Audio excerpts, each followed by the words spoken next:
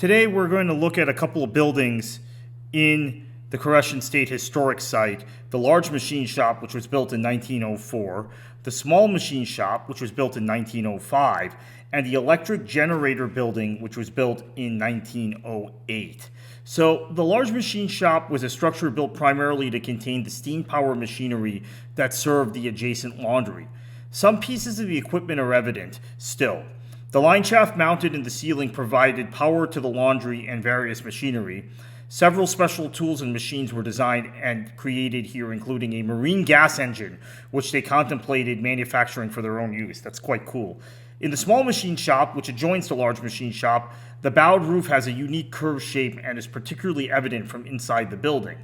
The workshop manufactured machine parts, kitchen items, and provided timepieces and shoe repair services for the residents of the colony. The electric generator building, which is right next door, was built in 1908, and it was constructed as a building to eventually house the electrical generating equipment for the settlement. This equipment was purchased and shipped to the Unity from up north and was generating electricity to the building into the 1920s.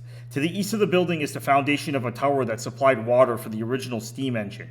It was later replaced with a more powerful Fairbanks-Morse diesel engine, as you see on your screen, the Type Z Fairbanks-Morse diesel engine. The Banshaw is also in this building. Thank you for watching.